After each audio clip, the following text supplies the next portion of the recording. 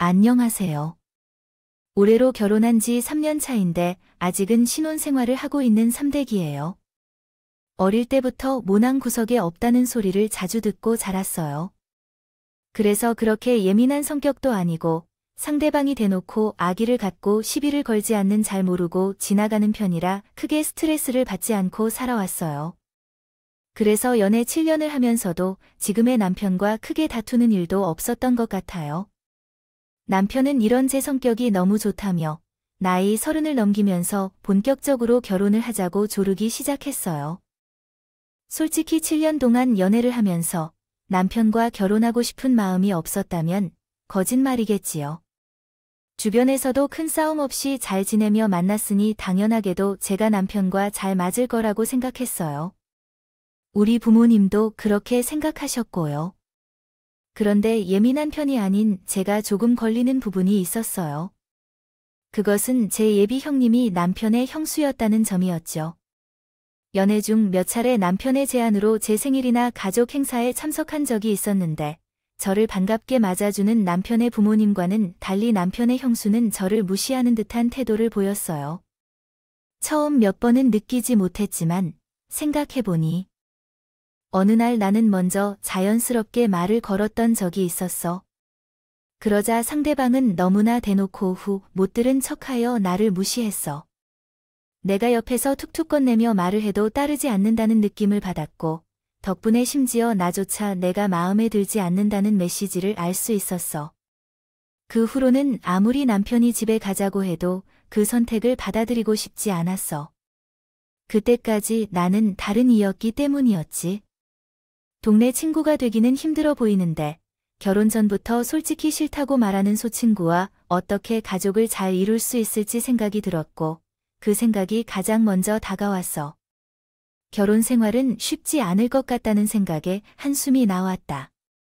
절로 나왔기 때문에 남편의 청원에 쉽게 답변할 수 없었습니다.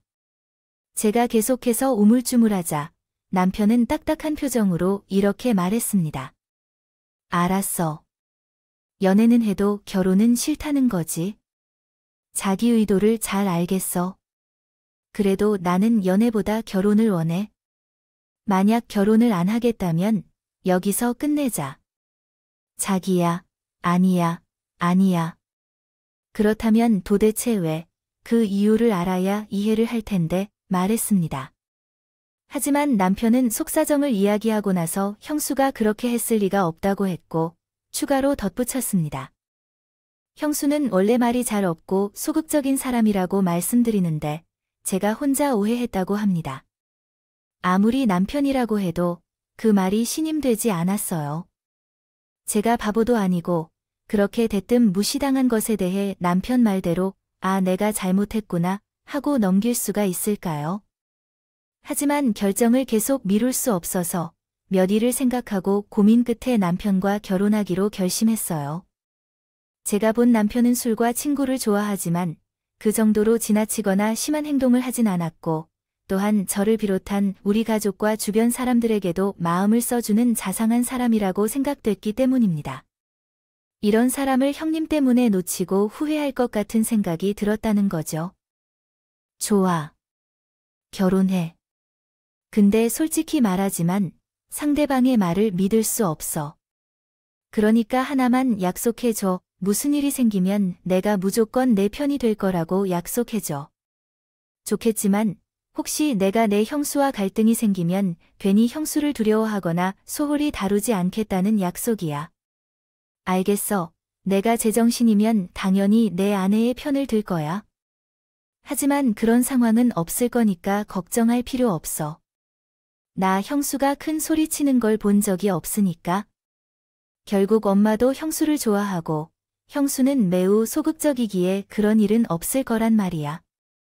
성격이 훨씬 좋다고 하셨던 걸 저는 남편의 말을 듣고 마음이 한결 가벼워졌어요. 어찌되었든 예비 시어머니는 제가 마음에 드신다고 말씀하신다니까요. 그리고 남편 역시 절대 그럴 일은 없다고 말했지만 만약 그런 일이 발생하면 제 편을 들겠다고 하였으니 저는 남편의 그 약속을 믿고 마음을 굳히겠습니다. 상견례를 시작으로 결혼을 진행하는 데는 망설임 없이 빠르게 진행했어요. 그러나 문제는 전혀 생각하지 않았던 곳에서 발생했고, 그 문제는 바로 시댁에서 우리 신혼집으로 마련해주는 아파트였어요. 처음에는 시댁에서 큰 집을 주신다니 괜찮다고 생각하며 저희 둘이 시작했는데요. 조그만 집을 얻어서 살 생각이었는데 사양도 좋게 했지만 남편 또한 그러더군요. 시부모님과 형님이 결혼하실 때 신혼집을 마련해 주신 것과 같이 형제들에게도 똑같이 주시겠다고 하신다고 하셔서 부담 갖지 않아도 된다고 하시더라고요. 그래서 받게 된 아파트는 서울에 직장을 다니는 남편과 제가 모두 다니고 있는 지하철역 인근에 위치한 20평짜리 아파트였습니다. 그 아파트를 갖게 된 후에 예비 형님이 갑자기 저희에게 딴지를 걸어왔습니다. 상당히 교묘하게 이야기를 털어놓으려 했는데 그 전에 잠깐 제 친정집에 대해 얘기를 해야겠습니다. 제 친정집은 경기도 서울 외곽에 위치한 빌라였습니다. 저는 태어나서 지금까지 그 빌라에서 살고 있습니다. 시댁은 예비 시아버지가 대대로 만석군 집안으로 돈이 없는 저가 있을 때 없었고, 시부모님은 유명한 프랜차이즈 가게를 여러 지점에서 운영하고 있으며 전국 곳곳에 땅과 건물이 있어 재산이 풍부한 집이었습니다. 어느 날 주방에서 혼자 남겨진 채로 있을 때 예비 형님께서 처음으로 나에게 말을 걸었습니다. 동석 신혼집으로 살 것이라고 하며 곧 한 가족이 될 것이니 마음 놓고 말해도 된다 라고 하셨어요. 저도 네, 그렇죠 라고 대답했고 시댁에서 아파트를 제공해 주셨습니다. 동서는 이러하면 제 자리에서 시집 가는 것이지 내가 받은 것도 아니고 그채. 전에는 그때 예비 형님의 말을 완전히 다른 의미로 오해했어요. 설마 아파트 받았으면 좋지 않냐고 묻는 건 전혀 몰랐죠. 그래서 저는 예비 형님의 입장에서 볼 때 엉뚱한 대답을 들었어요. 집은 집이지만 시어머니, 시아버지가 너무 좋으시고 무엇보다 예의를 많이 갖춰주시니 제가 시집 가는 것 같아요. 그런데 제가 이렇게 대답하니 예비 형님의 표정이 약간 이상해 보여서 그 이후로는 제게 비판적인 어조로 계속 이야기를 이어가셨어요. 슬쩍 돌려서 내숭 때리는 스타일이라서요. 나는 솔직한 성격이 더 좋은 편이야. 우린 잘 안 맞을 것 같아. 동서 지간에 안 맞으면 피곤하거든. 동서에 대해 잘 생각해. 이 정도면 나 같은 둔한 사람도 예비 형님이 저를 적대적으로 대한다는 것을 알아차릴 수 있었어. 나도 속이 없는 사람이 아니니 그 후에는 대화부터 경계하게 되었어. 듣기로는 동서는 서울에서 처음 산다는데 경기도와 서울은 가깝지만 많이 다를 것 같아. 모르는 게 있으면 언제든지 물어봐. 나는 동서보다 서울에서 오래 살아서 지하철이나 다른 곳에 뭐가 있는지 동서보다 훨씬 잘 알거든. 그리고 시부모님이 사주신 집에도 가봤어. 어떤가요? 마음에 드시나요? 자기가 사줄 이유가 없는데도 불구하고 예비 형님을 시부모님께 소개하지 않으면서 어색한 태도를 보이는 사람이 있었고, 저에게 연락을 자주 하려고 했지만 이상한 이야기에 어떻게 대답해야 할지 망설여졌어요. 제가 결혼 중에 남편에게 들었던 이야기에 따르면 형님이 대전 출신이어서 대전에서 간간히 파견이 있을 때 만나 사월과 대장을 오가며 연애를 했고 결혼할 때 시부모님이 아파트를 구입해 주셨는데 제가 다니던 직장을 그만두고 서울에서 살게 되었다고 해요. 그 이야기를 들을수록 이해할 수 없는데요. 제가 대학도 서울에서 졸업하고 그 후로 계속 서울에서 일해왔는데 어떻게 경기도에 산다는 이유로 서울에 대한 관심을 보이게 된 걸까요? 자기보다 모를 것이라고 생각하다니, 게다가 자기에게 물어보라 하는 형님을 보며 저는 어떤 표정으로 그리고 어떻게 대답해야 할지 모르고 어색하게 웃어 넘겼어요. 하지만 형님은 눈치가 없는지 그런 것들은 자기에게 중요하지 않는지 같은 이야기를 이어나가셨어요. 새로운 이야기를 할 때마다 그것에 대해 어디서부터 어떻게 이야기를 이어나가야 하는지 답답해졌어요. 그럼에도 불구하고 형님의 이야기는 끝이 나지 않았어요. 동서는 현재 빌라에서 책을 걸칠 것이라며 그것들이 20년 이상 오래된 빌라에서 산다고 했어요. 동서네 집에서도 동서가 부모님께 아파트를 받는다는 이야기를 하며 그것도 남에게 보여주기에는 적절치 않은 형편이라고 했어요. 동산의 집에선 땡을 잡았다고 좋아할지 모르겠지만 가운데서 동서가 스트레스 받을 수 있어요. 지금은 잘 모르겠지만 한쪽이 처지는 결혼은 다 그렇다더라고요. 아, 그렇다고 동산의 집이 많이 처진다는 소리는 아닙니다. 난 동사를 생각해서 하는 소리라는 거예요. 전혀 다른 뜻은 없어요.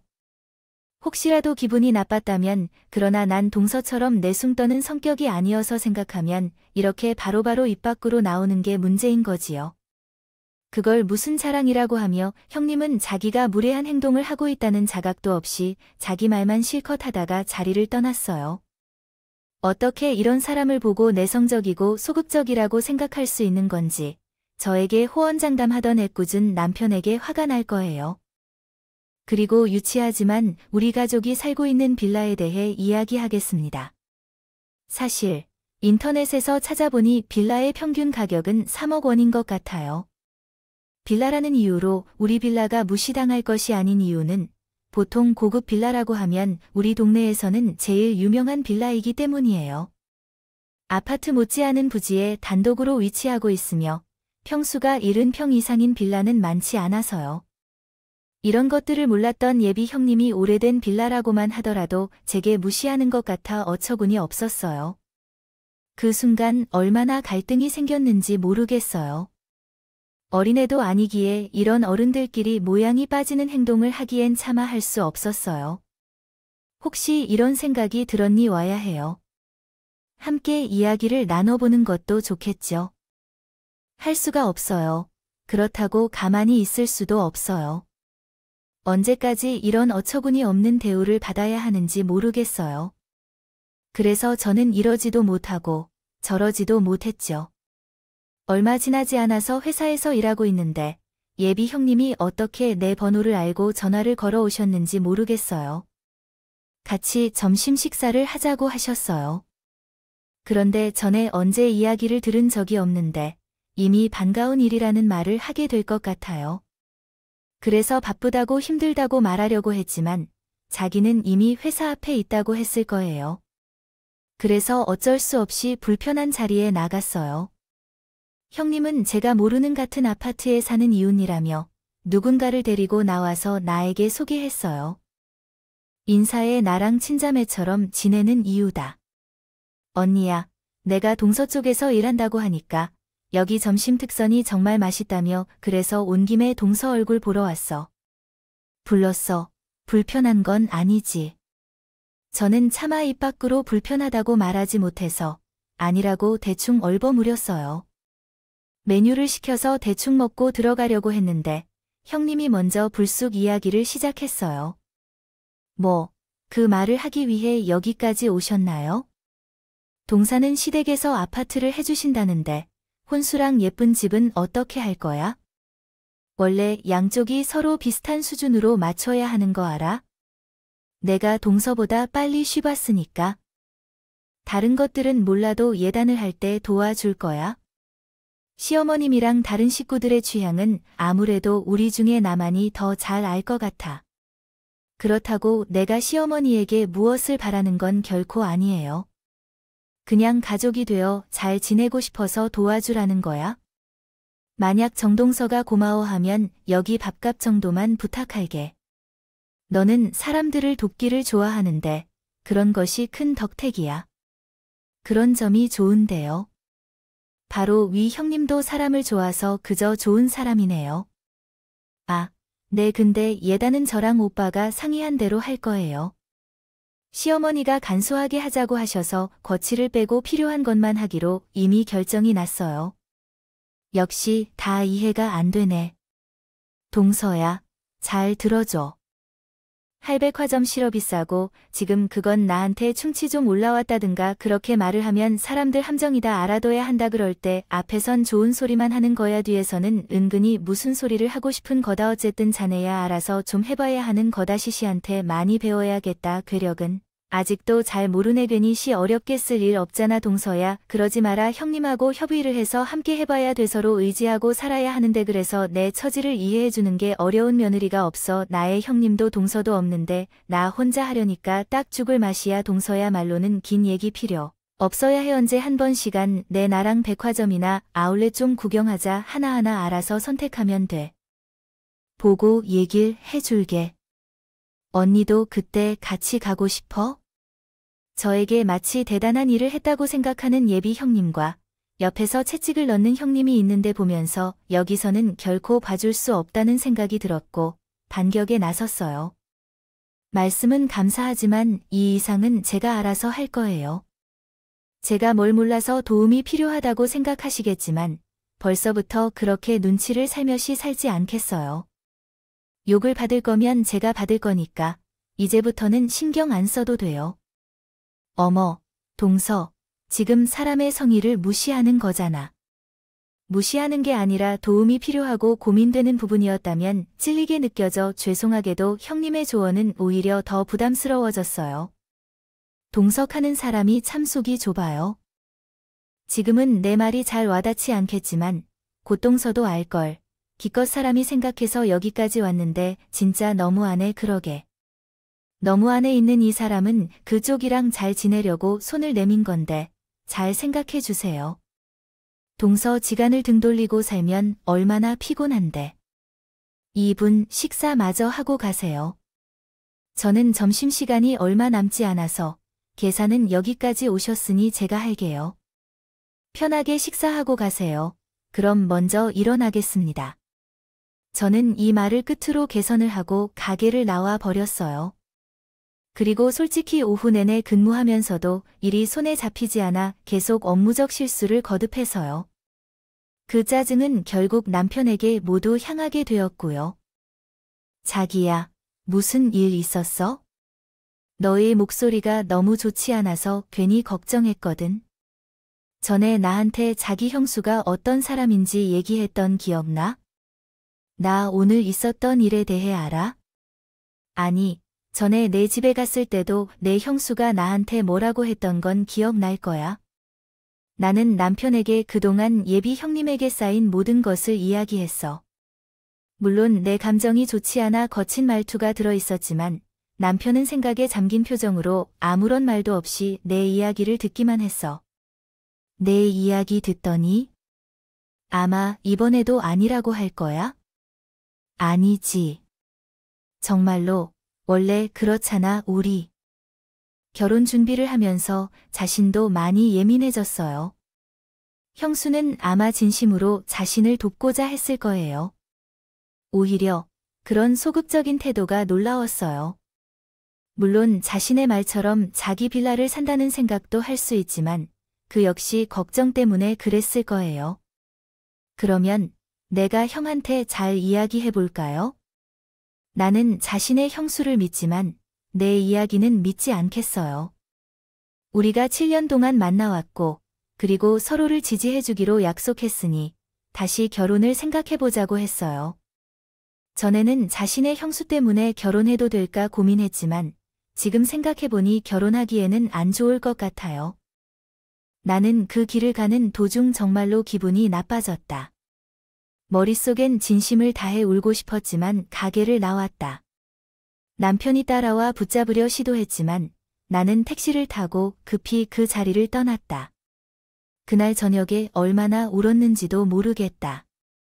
결혼 생활이 망가졌음을 깨닫게 되었는데 7년간 사랑했던 사람이 내 이야기를 신뢰하지 않고 내 편이 되어주지 않았다는 사실에 충격을 받았다. 7년 동안을 함께해온 남편에게 소금 같은 기분까지 느꼈다. 다음 날 남편의 언니가 전화해서 집으로 와서 상의하자고 해서 그렇게 하기로 했다. 늘 예에 바르고 친절하게 대해 주신 존경하는 분이었으니 상황에 대해 이야기하는 것이 맞다고 생각했다.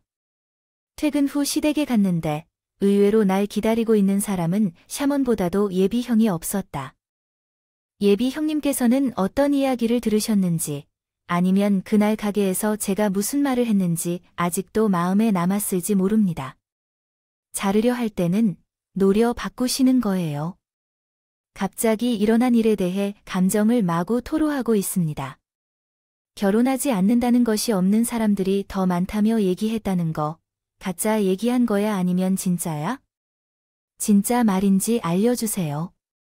그리고요, 제가 이제는 참지 않았으면 하는데 서로가 서운한 존재로 보이면 좋겠어요.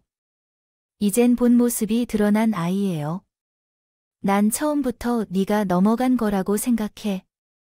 빌라에서 살면서는 어디 있는 무료것을 도용하고 호화를 즐기려 애쓰고 있었건만 솔직히 이젠 그런 건 상관이 없어. 어디든 말하고 싶다는 것은 너만 아니면 돈 좀 더 내달라고 해서 교육 환경이 좋은 곳으로 집을 옮기려고 합니다. 했는데 내가 시집 오겠다고 해서 심지를 떠들면서 말도 못 꺼내게 짠 이 집 사람들이 돈을 많이 벌고 사람도 좋아 보이지. 그러나 막상 가족이 되면 얼마나 힘들지도 알아. 이번에 정말 우리 서로 좋게 결혼하고 싶어서 빨리 하려고 했는데 너 때문에 망했다고. 아, 그래서 계속 나를 무시하시는 거군요. 저한테 빌라 산다고 거지라고 하더니 진짜 거지는 그쪽이네요. 신혼집으로 아파트를 받았으면 그 다음부터는 스스로 하는 거지. 또 손을 벌리려는 생각을 말고 자식들한테 부끄러운 일 없게 하려 해요. 그 자식들은 잘 보고 배우고 그쪽 가정에서 똑같이 행동하거나 다른 부모들한테도 똑같이 행동할 거예요. 처처, 우리 도련님이 결혼을 안 하는 건 실례지만 이해하기 어려운 내용과 문장이 많아 정확한 번역이 어려운 것 같습니다. 더 확실한 번역을 위해 내용을 좀 더 구체적으로 설명해 주실 수 있나요? 솔직히 그 집은 받지 않아도 괜찮은 것 같아요. 오히려 시댁에서 무엇을 받으면 그만큼 해야 하기 때문에 마음이 더 무겁던데 그쪽은 그런 부담이 없는 걸로 보이네요. 그쪽은 아주 망나하게 살아가는 거구나. 그리고 마음이 무겁네요. 또한 장남이지만 당연히 그 돈이 나중에 어디로 갈지 걱정되네요. 괜히 억울한 돈을 상속받게 되면 어떻게 할지 걱정이 되네요. 솔직히 우리 도련님은 장가 가지 않았으면 좋겠어요. 제가 없는 듯이 아무 말이나 하는 그 여자에게 핸드폰을 꺼내 우리 빌라를 검색해서 보여줬어요. 그 장소에서 살아요. 보이죠? 그곳의 시세가 높네요. 어머, 3년 만에 또 올랐네요. 60억 원이 된 것 같아요. 제가 어리석은 존재가 되면서 그쪽이랑 똑같아질까봐 걱정돼요. 싫어서 그동안 말 안 했지만 저희 아버지는 대기업 임직원인 반면에 저희 엄마는 대학 교수였어요. 제가 살면서 돈 없어 보인다는 말은 정말 살면서 처음 들은 얘기였어요. 전에 한번 소위 이땡이 걸려서 남이 그러셨다는데 글쎄 제가 볼 땐 그 집이야말로 그런 것 같았어요. 살면서 나도 모르는 나를 발견하는 날이 있다고 하던데 저는 그 날이었던 것 같아요. 인하고 순하다 는 말만 듣던 제가 그 날은 제가 아닌 것 같았거든요. 그리고 핸드폰으로 집 시세와 사진을 확인한 그 여자는 얼굴에 잔뜩 인상을 찌푸리다가 얼굴이 편안해지며 큰 소리로 웃기 시작했어요. 웃기고 있네. 네가 여기 살면 남산타워 보면서 살겠다. 고 말했어요. 이제 뭘 확인할 일도 없으니 거짓말로 이렇게 산다고 부모님을 잘 살아간다고 거짓말 하나분에 구질구질하게 그렇게 사지 마세요. 저는 그렇게 모든 것을 자기대로 생각하는 예비 형님을 보며 어떻게 그런 사람이 남편으로서 저와는 너무 다른 시선으로 바라볼지 궁금했고 어차피 마지막이라는 생각으로 저도 앞뒤를 살피지 않고 이야기를 이어나갔어요. 만약 확인하고 싶으시다면 제와 함께 가실래요? 아, 그 친한 분도 함께 오실래요? 제가 저희 빌라 구경 한번 시켜드릴 테니까요. 살면서 아마 그런 기회는 없을 것 같으니까. 그리고 진짜 궁금해서 물어보는데 남편은 그쪽에 대해 매우 내성적이고 소극적으로 보인다고 해요. 왜 그래요? 일부러 그래요. 욕심 없는 척 알 것 없잖아. 이젠 가족도 뭣도 아닌데. 아니다. 그래. 내가 마지막이니까 한 수 가르쳐 줄게. 자자면 다른데 시작하더라도 조신한 척, 그림자처럼 사는 게 좋아. 며느리가 튀면 괜히 좋은 것도 안 좋게 보이거든. 욕심 없는 착한 것도 좋아. 괜히 받을 것도 못 받아. 아, 결국은 더 많은 걸 얻기 위해 연기하는 거였네요. 그러니까 보고 배우라고 괜히 이런데 산다고 거짓말이나 하지 말고 내가 같이 가자고 하면 쫄도 안 줄 알았니? 저는 하도 답답했는데 그 순간 신분증에 주소가 적혀 있다는 사실이 떠올랐고 지갑에서 운전면허증을 꺼내어 집 주소를 보여줬어요. 그때부터는 다른 생각이 들지 않았나요? 얼굴이 시퍼런 형님이 보이더라고요. 그 순간 제 뒤에서 우리 엄마의 목소리가 들렸어요. 옆에는 시어머님이 같이 계시더군요. 승리야, 엄마. 여기서 내가 너보다 먼저 보기 전에 백작 부인이란 사람이 결혼중개소를 한다는 걸 몰라? 그래서 너한테 확인하기 위해서 같이 왔어. 그런데 큰애야, 아까 들었던 걸로는 너를 좀 볼까? 동훈이에게 전화해서 지금이라도 오라고 하라고 해. 엄니, 아까는 뭔가 착각한 것 같아서 대충 한번 확인만 해본 거였어요. 동처럼 오해가 있는 것 같아서요. 미안하지만 한 번만 살펴봐 주십시오. 난 최소 여태까지 한 말에도 의미가 없고 조용히 행동하고 집에서는 어떻게 행동할지도 모르겠고 질려서 사과했어. 근데 너 아까 그렇게 강렬하게 말한 것 같진 않았는데 나는 내 며느리가 이런 것도 몰라 살아왔으니 여기서는 사람이 너무 많아서 창피스럽기 때문에 다른 곳으로 옮겨서 얘기하자고 말했어. 동서야, 미안해. 난 그동안 동서가 나보다 더 잘나 보이는 것 같아서 질투가 났었어. 그래서 좀 화가 나서 동서가 어머니 좀 알려줄래? 내가 미안해. 내가 동생들에게 잘 대하겠다. 그 여자는 마지막에 급한 것이었나 봐. 그래서 저에게까지 악담을 하는 저를 도와주라고 했어요. 하지만 제가 이유가 있을까요? 어른이라면 자기 행동에 대해 책임져야 한다. 저희 가족 사정이 많이 어려웠어요. 먼저 아버지께서 모든 것을 팔아서 외할아버지가 주신 아파트로 오셨고 집이 빼앗기고 나서 결국 이혼을 했어요. 전 남편이 모든 일을 숨기고 거의 매일 저를 찾아와 자기가 잘못 봤다며 무릎 꿇고 다시 돌아와 달라고 애원했는데 7년이 지난 후에야 마음이 편해졌어요. 정말 실망했어요. 죄송해요. 그런 사실은 제 알던 형수의 모습이 아니었어요. 그것도 모르고 내가 자기한테 그런 소리나 있으니 자기가 실망하고 화날 만해. 나는 앞으로 자기가 하는 말이 무슨 말이 될지를 모르지만 무조건 믿고 자기를 위해 힘내며 살겠어. 진짜로 약속해. 제발 나를 버리지 마. 따 자기밖에 없어. 자기 형수가 시부모님 돈을 쓰는 걸 싫어해서 자기 장과 가질 않길 바랐던 건 아니야? 정말 자기만큼 나도 없었음. 장가도 못 갈 뻔했다고. 그러니까 나는 진짜로 자기 없이는 안 돼. 그래서 저는 남편의 사과를 받아주었고 예정대로 결혼식을 올렸어요. 결과적으로는 그럴 마음까진 없었지만 결혼을 해야 했었던 건 이렇다면서요. 저희 형님이 될 뻔했던 그 여자는 다른 사람과 결혼하게 되었어요. 시어머니는 손주를 빼앗지 않겠다며. 당신이 손주를 돌보시는 것에 감사드리고 있습니다. 다행히도 조카는 꾀가 없고 제게 잘 따르며 행동이 예쁘기 때문에 마음이 가는 것 같아요. 그래서 휴일이면 시댁에 가서 조카를 챙기느라 바쁜 일이 많은데요. 아직까지 조카의 얼굴을 보면 예전 그 여자의 얼굴과 목소리가 떠오르곤 해서요. 살면서 다시 만나고 싶지 않은 사람이었는데 조카를 보면 그 여자도 이제 좀 정신을 차리고 더 나은 사람이 되었으면 하는 마음이 절로 들어요. 돈은 살면서 중요한 것이 맞지만 그것이 모든 것은 아니에요. 당장은 돈 때문에 힘든 분들도 있겠지만 미래를 위해 저축하는 것도 중요해요. 돈은 수단일 뿐이지 그 자체로 행복이 될 순 없어요.